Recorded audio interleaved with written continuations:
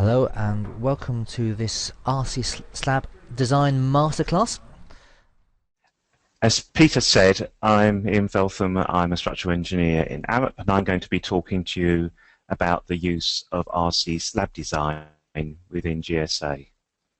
Well, firstly, we have to remember that GSA is a linear elastic sort of analysis tool, and therefore it's not going to reflect the cracked nature of concrete, but a finite element analysis will give stresses that are in equilibrium with the applied loads.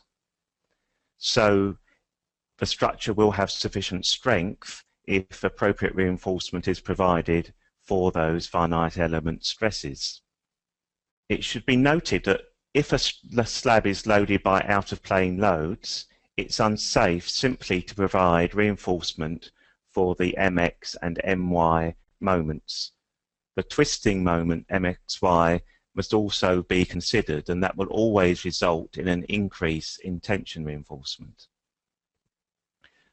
For simple orthogonal arrangements, you can design using wood armor techniques, for instance, and for that method you could use the GSA results, which are called modulus of MX plus the modulus of MXY and the corresponding Y moments.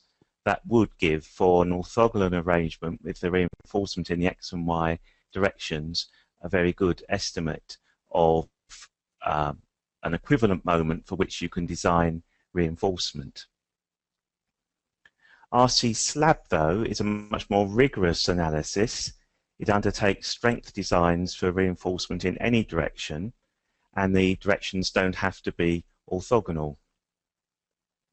In addition, RC slab designs for in-plane loads, and these can either be on their own or in combination with out-of-plane loads. So therefore, although it's called RC slab, the same post-processor can be used for the design of core walls, or which are loaded in plane, or for, say, basement walls that are loaded by the vertical gravity loads, but also propping retaining walls. Now, it's easier to consider in-plane loads, so that's what I'll do first of all. So reinforcing for in-plane forces. This rectangle represents an element of concrete, and we're looking at it face on. It's loaded in the X direction with a compression, in the Y direction with a compression, and there's also an in-plane shear force. Once the stresses are high enough to exceed the local or tensile strength of a concrete, a crack will form. And with the direction of in-plane shear I've shown, the crack will be in the direction I've shown here. The red mesh I've added onto the concrete represents the reinforcement that will need to take the stresses that the concrete cannot take. So if we take the angle at theta to the vertical, as I've shown on the lower sort of left-hand triangle, remove the upper triangle and consider equilibrium, we can determine the force in those two sets of reinforcement. And the force per unit length I've called Fx and Fy. If we say the horizontal dimension is S, then the vertical dimension of a triangle is S over tan theta. And to determine Fx and Fy, we resolve first horizontally.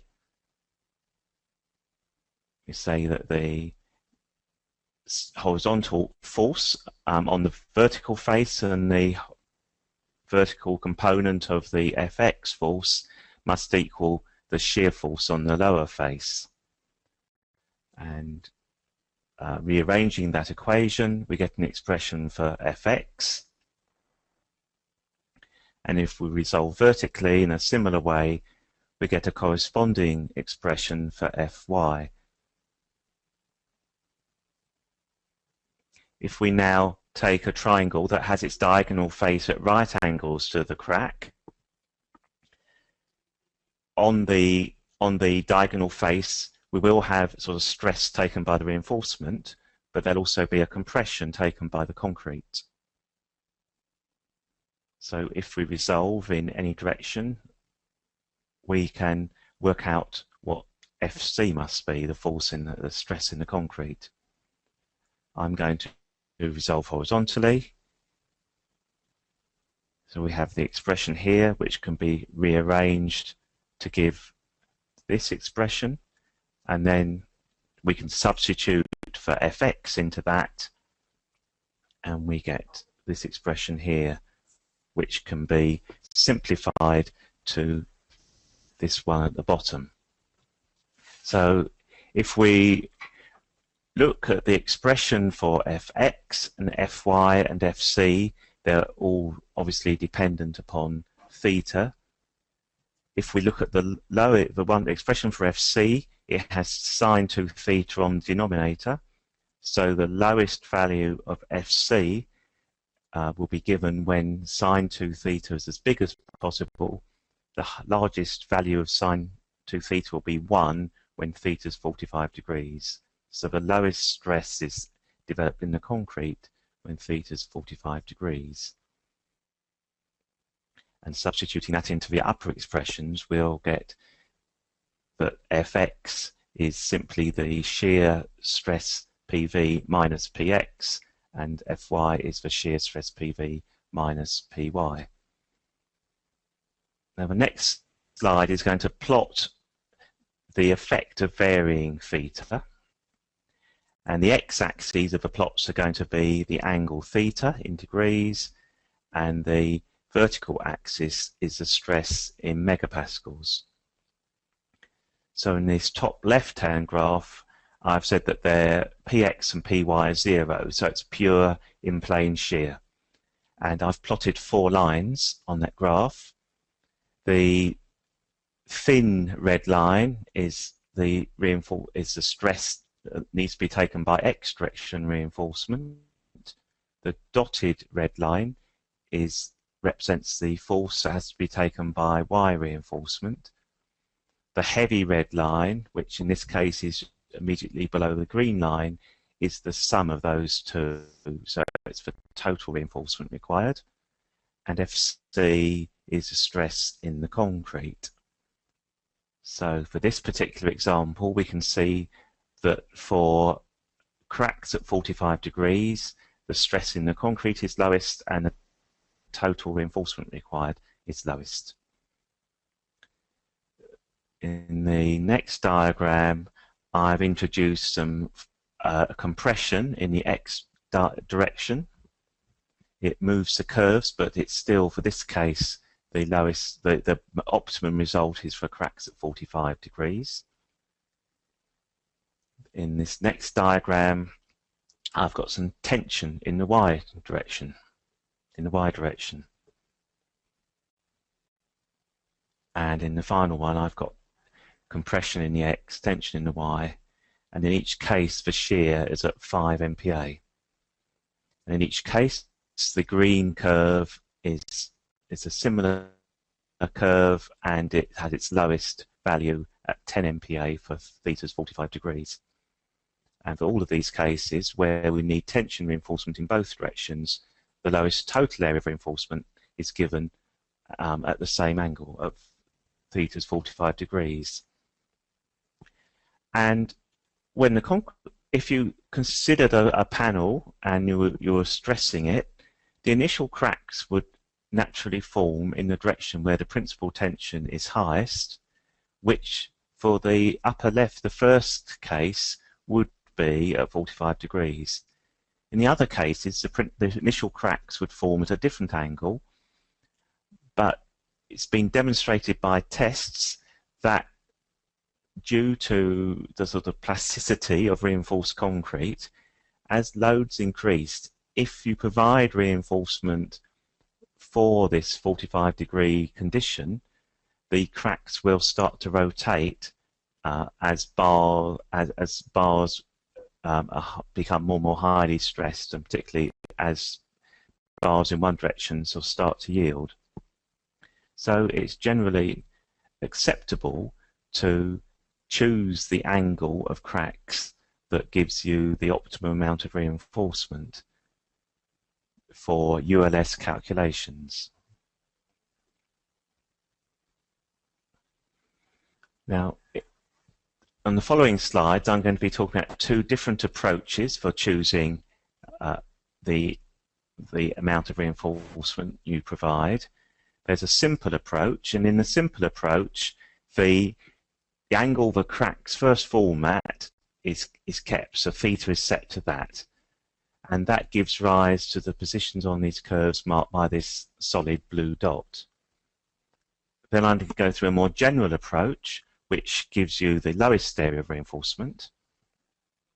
But in both cases, it has to be checked that the concrete stress isn't going to cause crushing.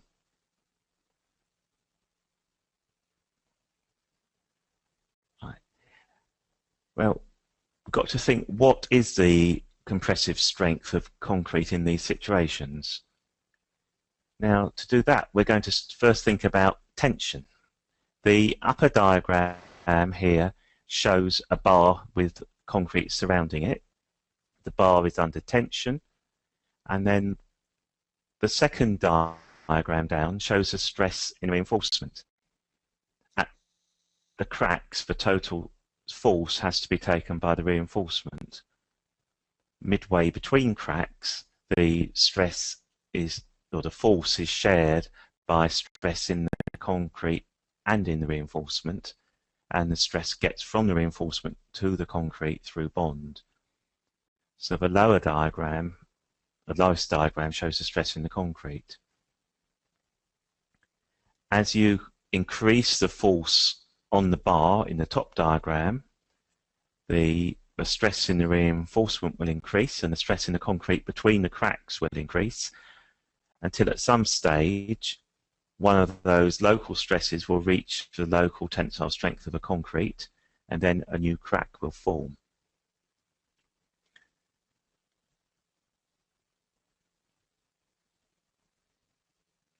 So even though we can't rely on concrete to take a tension, there is a reasonably significant tensile stress in the concrete between cracks. And the relevance of that is because if we consider the biaxial strength of concrete, so on this diagram I'm considering concrete stressed in two directions. The third direction out of the screen isn't stressed. If we draw the sort of failure curve, we'd expect it to go through the sort of cylinder strength or the cube strength when you have pure compression, and on this diagram compression is positive. When you have a negative uniaxial stress, it will be the tensile strength of a concrete, which is round about 1/10 of the compressive strength. When you have biaxial compression, there's an increase in strength, but we normally ignore that. When you have compression with transverse tension, the compressive strength is reduced. So the presence of those tensile stresses in the concrete between cracks has the effect of reducing the concrete compressive strength to something a little over half of its uncracked strength. So it's a significant reduction in concrete strength, compressive strength, due to the fact that there are tensions in the concrete between cracks. And this reduced value, if you're doing designs to Eurocode 2, is what's given as the Greek letter nu times FCD. So if it's an uncracked piece of concrete, we have a design strength of FCD, and when it's cracked, we have a reduction factor, the Greek letter nu, times that value, and the magnitude of nu is somewhat just over a half normally. It's 0.6 times 1 minus the cylinder strength over to 250.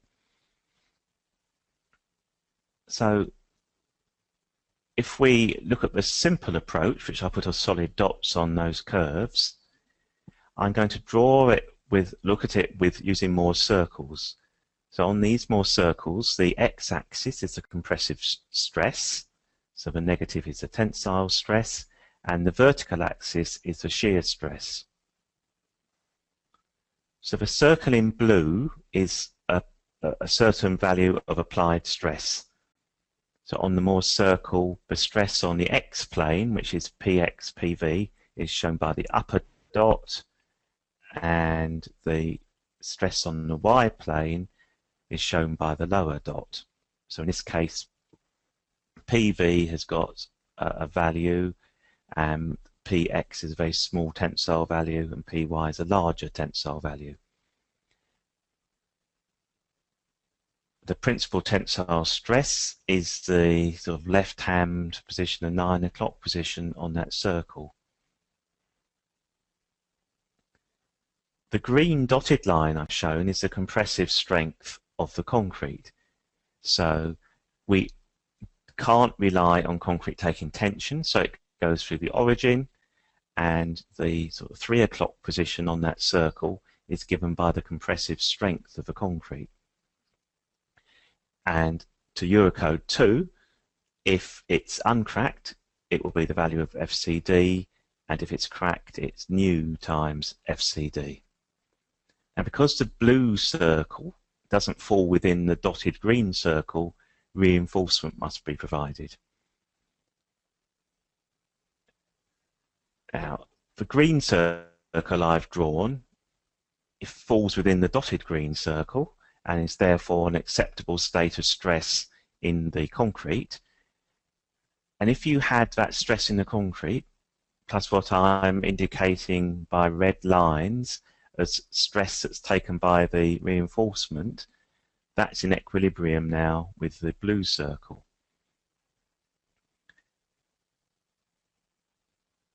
So what I'm saying here is that we've got the blue circle can be resisted by tension equal to the length of the X reinforcement bar and a tension in the Y reinforcement there, and that will reduce, well, increase the compression in the concrete so that it becomes a solid green circle, which for this particular example is satisfactory because it falls within the dotted green circle. And if you look at that diagram, you'll see that the length of those two red lines is exactly equal to the value of the principal tensile stress. All we've done is move the blue circle to the right by the magnitude of the principal tensile stress, and that gives us the green circle.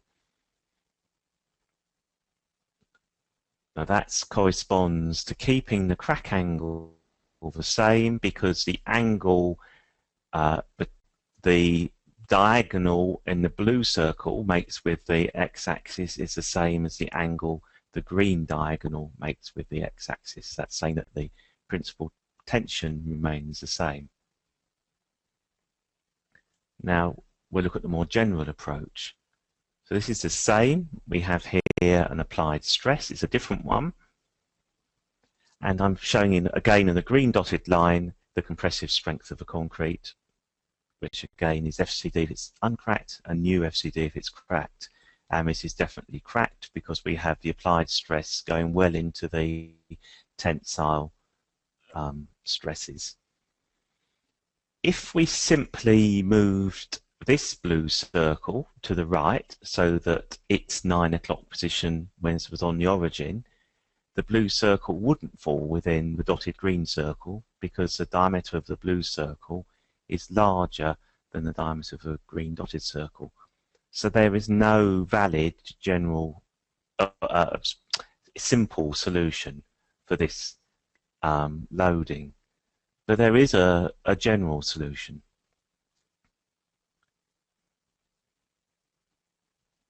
If we provide reinforcement as shown by the red on this diagram, we only need to take a stress in the concrete as shown by the solid green circle. And if you sort of look at that as a construction, you'll see that's the smallest green circle we can develop. The radius of the circle must at least be the value of the shear stress, the applied shear stress, PV. And in this example, that is exactly what it is. So the maximum stress in the concrete is 2 PV. So it's twice the radius. And if you think about it as well, not only does this give the lowest stress in the concrete, it also gives the lowest total reinforcement requirement. Because if the solid green circle were any larger, you'd need to have the total length of the red lines would be greater, because on average they get to the center of the circle. Therefore, this is the optimum arrangement in terms of keeping the stress in the concrete as low as possible and having the lowest amount of reinforcement provided. And if we look at this diagram, we see that in the blue circle, the diagonal joining up the X and Y positions makes an angle, a sort of acute angle with the X-axis, whereas there's a 90-degree angle on the green circle, which shows that for this arrangement, the principal compression and the cracks are at 45 degrees to the axes. Choosing the angle here is equivalent in Eurocode 2 when we're designing beams as choosing the angle of cot theta. And we're also aware, if you've used Eurocode 2, that when you have a very high shear stress, cot theta has to begin to approach 1 in order to get the highest value of shear taken by a section without crushing the concrete. And taking cot theta of 1 is as similar in here to taking theta as 45 degrees.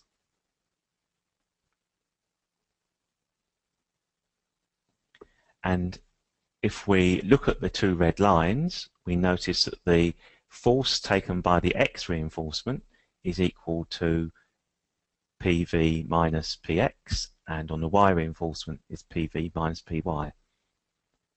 Now this diagram, general diagram, was for a case where we need tension reinforcement in both the X and the Y directions. And this diagram here is just a key to showing that there are actually different expressions required if you require compression reinforcement or mixture of tension and compression reinforcement. So this is just to be aware of the fact that it's PX against PY, and it has these 9 divisions shown on it. If PX and PY fall within this zone 7, then we have the expressions which are shown on the previous slide. That's a case where we need tension reinforcement in the X and Y directions. There are other situations here where we need different reinforcement.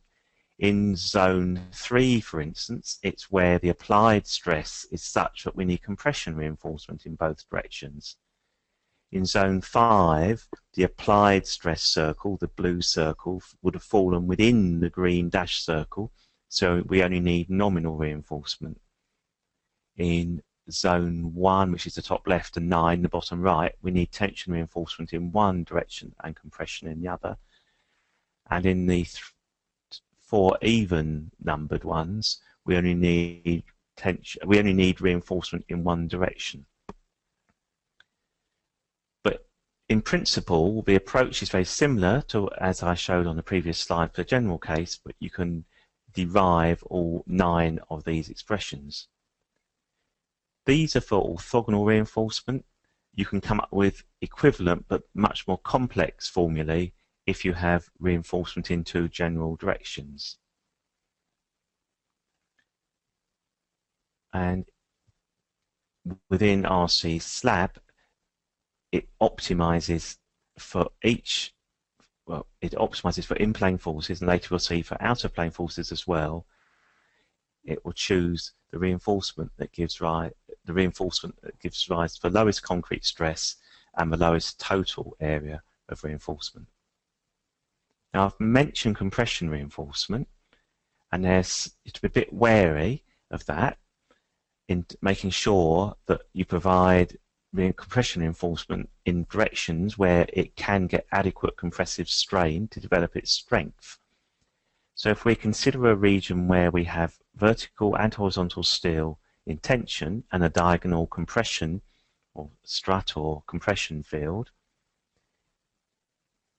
we can look at Moore's circular strain. So this is similar to Moore's circular stress, but its strain has compressive strain in the x direction and half of what engineers call shear strain in the y direction.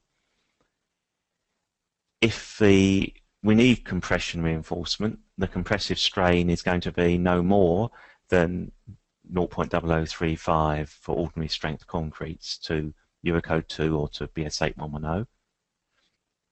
The strain in reinforcement is going to be something that just over 0.002 if it's sort of 500 steel, a bit low if it's lower than that, but that sort of strain. And if it's in tension on this diagram, be negative.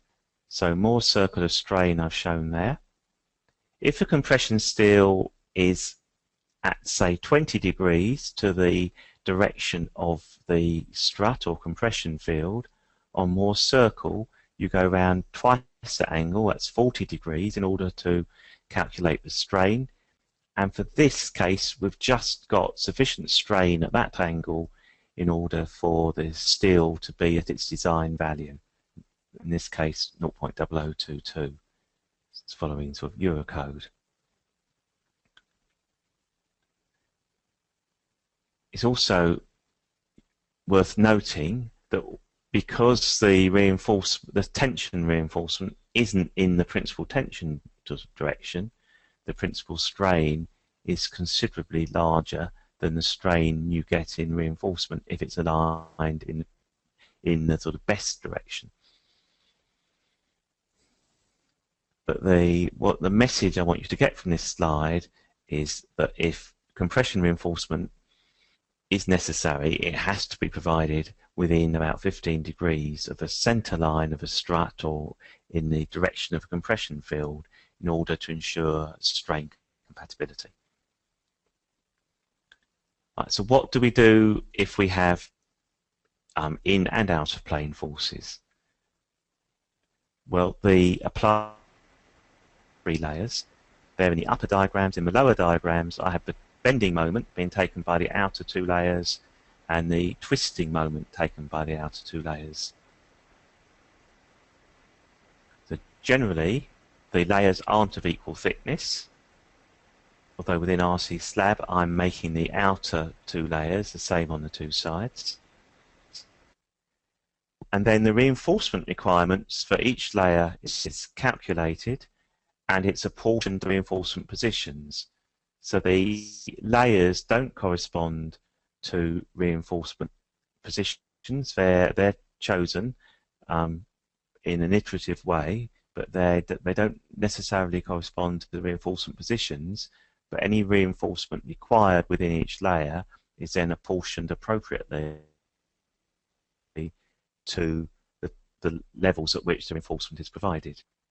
Not only that, the in-plane and out-of-plane sort of strain compatibility requirements are also considered. So the reinforcement may not be working at its design value.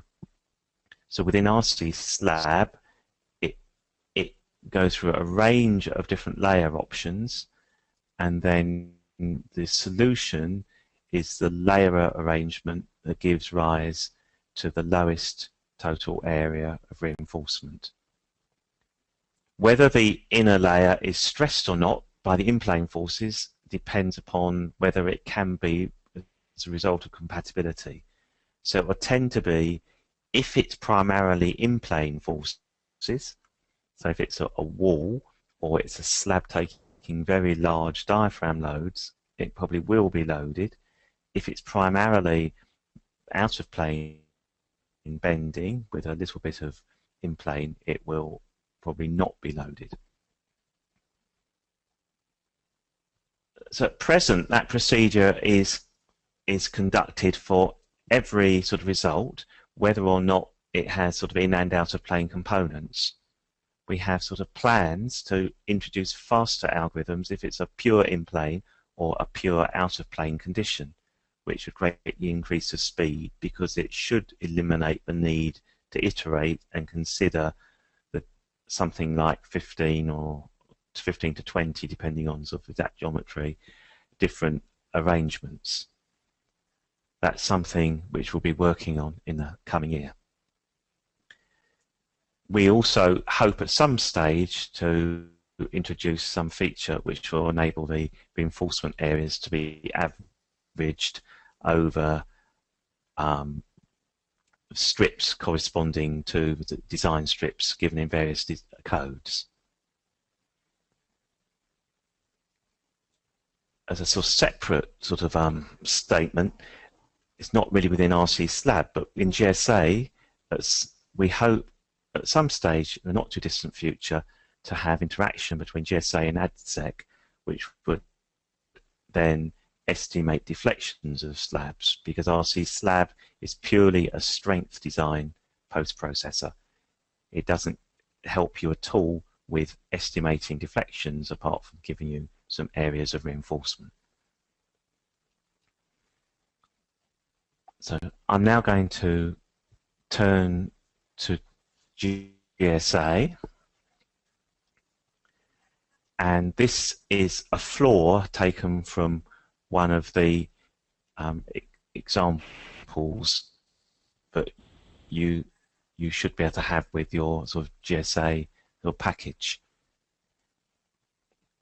So if you want to use RC Slab, you first of all have to tell GSA to which code you want the design. So we go specification, design specification, and we choose a code. So you can see down here the codes for which we have, well, for which there are variants of the post-processor. If we choose Eurocode, we then have a further choice of which country. So I'm choosing United Kingdom.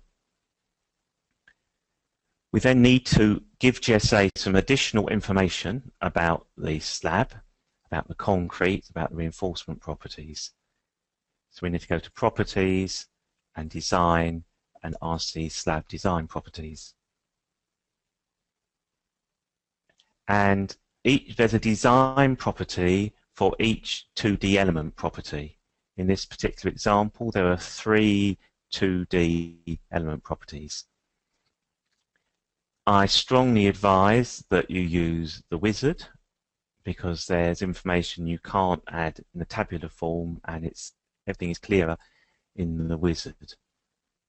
So you normally only need to use the basic property tab. There's a name which you can give something that's helpful for you.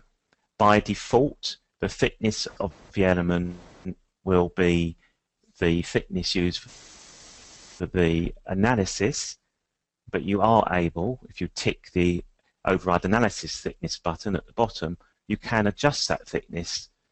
So that may be useful if you've done an analysis on a slab that's like here at 300 millimeters, and it's either working very hard or it's working very easily, and you want to see what the effect would be of increasing its thickness or decreasing its thickness by 25 or 50 millimeters. If you think that the distribution of moments won't be affected very much at all by the change, and you don't want to reanalyze it, you could do change the thickness at this point. The minimum eccentricity is taken from the code, and that's particularly for cases where we have in-plane forces. So that would be, say, for a core wall. It will always check that. So even if it's a basement slab taking out-of-plane loads and propping walls, it will check that the moments from the out-of-plane loading are at least equal to the moments given by the in-plane forces times the minimum eccentricity. That's a default value from the code. Again, if you want to remove that or change it, you can do so by ticking the override minimum eccentricity box at the bottom. We then get down to material grades. We'll choose a standard concrete. We'll choose 3037, so that's a cylinder strength of 30 and a cube strength of 37. And we'll choose 500B. That's where yield strength of B refers to its ductility. We'll take the reinforcement directions as A as 0 and B as 90 degrees. And then the next box down is the axis to surface distance of reinforcement. Because RC Slab doesn't know what bar sizes are going to be used, it can't really work on cover. So this is axis distance, which is distance from the surface to the center of the bar, and is therefore equal to the cover of the bar plus half its diameter. So you, as engineers, will have to make a judgment of what sort of size bar you're likely to have and make an estimate, and then sort of return to that afterwards to see whether or not it was correct. It'd always be conservative to overestimate the axis to surface distance of reinforcement. You can, if you know you're going to have a minimum reinforcement in either direction or both directions, top and bottom, you can put in minimum areas. It will take advantage of that if it needs to, and it may come up with a lower total area of reinforcement. So if you know you're going to be providing a top mesh over the whole way over a flat slab, it may give a slightly better lever arm, for instance, at mid-span, and give you slightly reduced bottom steel. In some codes, there's the minimum percentage of compression reinforcement you can use. If that's the case, and you've chosen one of those codes, like the Australian code, it will put those percentages in here. If you want to stop it introducing compression reinforcement, say in a design, if you made it this a larger number, if you put it in as like 5%, that will probably stop it using it unless you actually needed that amount. And again, you can for codes that require a minimum compression reinforcement, if it's to be used, a certain percentage will come in here. If you want to override that, there's a tick box at the bottom.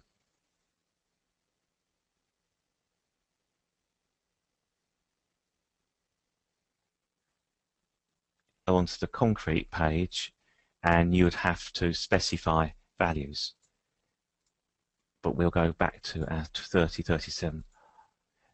You can, on this concrete tab, you can change the partial safety factor, which you may want to do if you're doing an accidental load case. And it lets you do that without changing the other parameters. But if you want it to the basic value of the code, you'd leave it unticked. If you need or want to modify any of the other parameters, you need to tick the bottom box, otherwise you can't adjust them.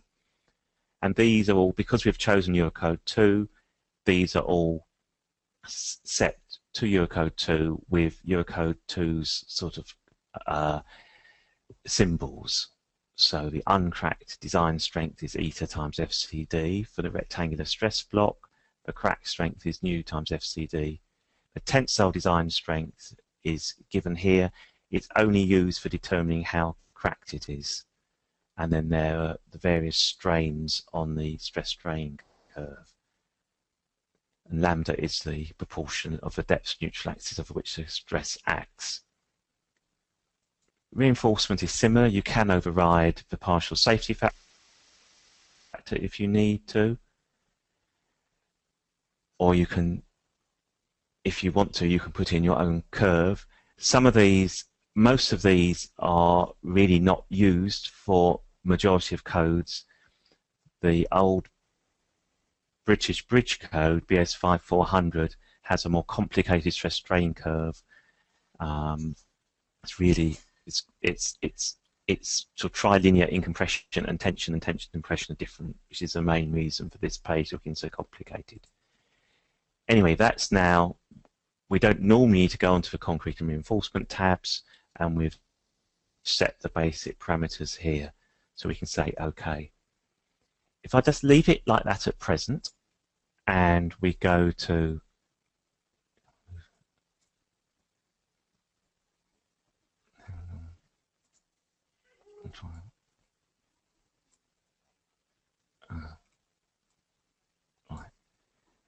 we go to the contour setting button, and we choose 2D element results.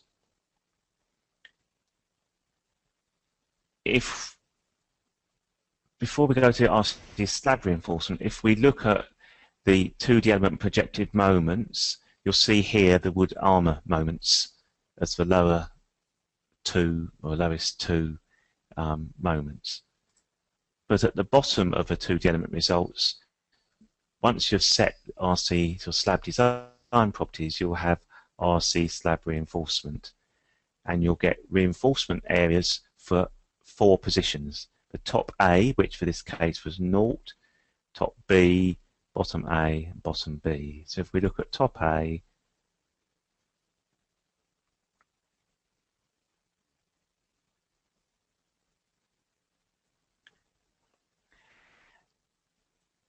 now I didn't choose a load case, so we should have choose a design case. So it should be factored, the factored design moments. So in one zone, we now have some RC slab results. The other 2 zones are black because we didn't provide design data for that. So I'll now go back and I'll add in the extra data.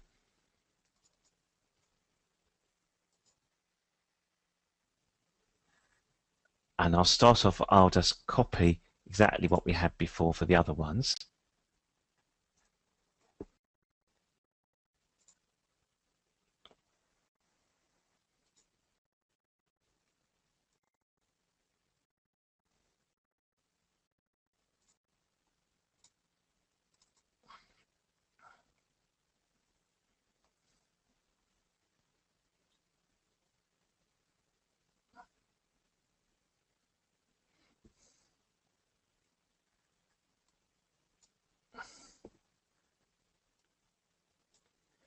So we have here reinforcement, it's top A, and we have contours. RC slab chooses some default areas which correspond to particular reinforcement bar arrangements. So for instance, we have one here which corresponds to T12s at 200 and T12s at 150. The grey areas are areas where reinforcing bars aren't required, and brown areas are where compression reinforcement is required. But there's no problem about going into the here and specifying your own contour boundaries corresponding to judgments that you will have.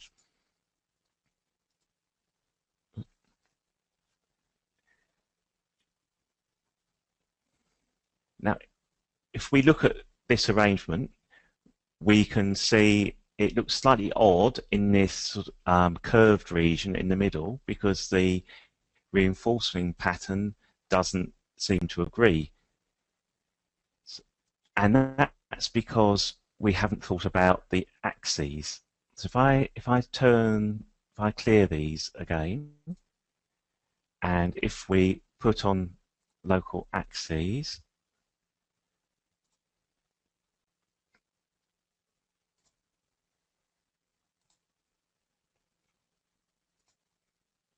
and make that larger.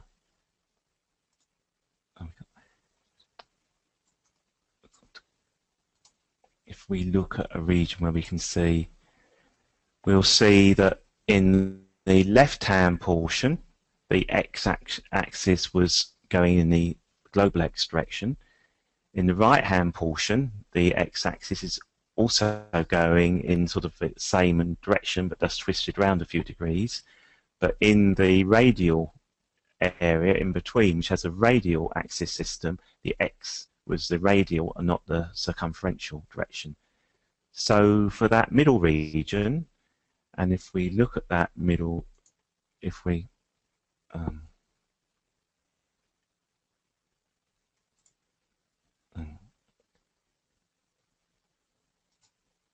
right, if we look at this, we are now in property 3.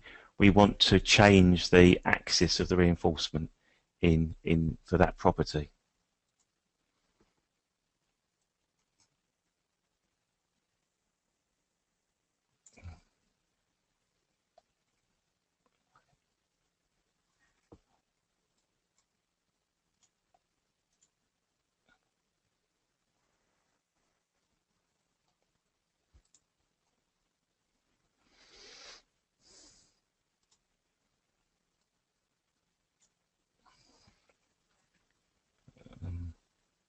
So you go back to here, and it was 3. So I suggest you go to the wizard, and we want to make it to be 90 and 180.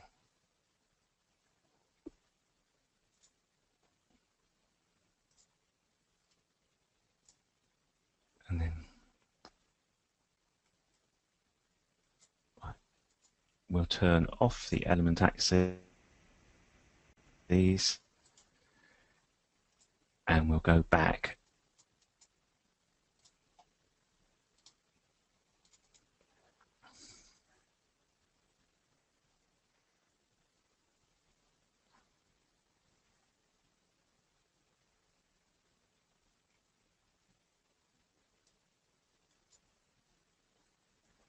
So now that looks a more reasonable sort of pattern, as you'd expect it to be.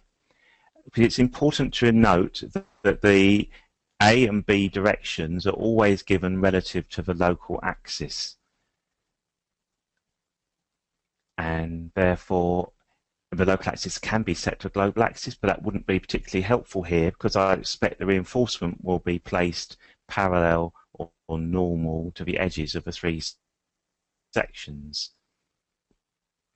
So this is top A, so this is reinforcement that in this left-hand portion is going from, we set direction A to be 0, so this is reinforcement going from left to right, so this is top hogging reinforcement over the column and over the sort of column strip here. Midway between columns, we don't need any top steel. So therefore, if we look for top B, we'd expect the reinforcement which is running in the left-hand portion in the global Y direction, which is what we have very much over the middle row of columns, and that carries on round. Now, if we look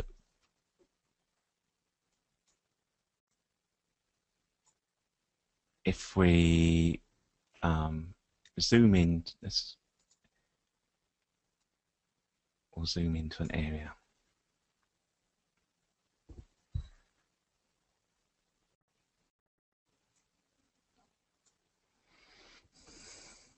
If we look near the outer columns, we'll see some black areas. Black is where RC Slab cannot obtain a result, either because you haven't provided data for it, what we saw earlier on, but here in regions where we have provided slab design data, it's because the concrete is being crushed. We've got very high twisting moments, and for the directions of reinforcement that have been specified, there's no valid solution. But however, these are probably caused by individual nodes. RC Slab works for each node of each element. As these are only a quarter of an element, I expect it's just the corner node has got probably a twisting moment that's too high. And in this model, the columns have been represented by beam elements, so we're supporting this slab on a single node, and therefore the results at that location aren't reliable, and I wouldn't be worried about these black regions and would just ignore them. Similarly, the brown regions here are where we need compression reinforcement. That may also just be a result, because they're very near the columns, a result of a bad sort of representation of reality. If we now look at bottom steel,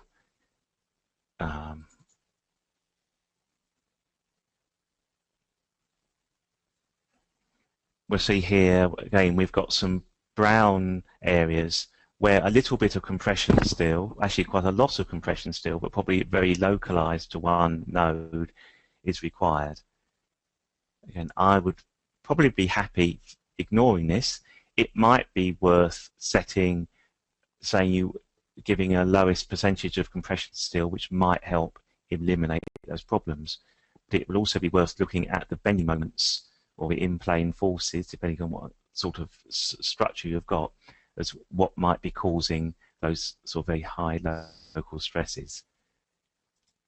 And if we look in the other direction in the bottom, which is now, so this is now spanning in a global Y direction up and down the screen, we've got large areas of bottom steel required at mid-span between the column and between the central columns and the outer column.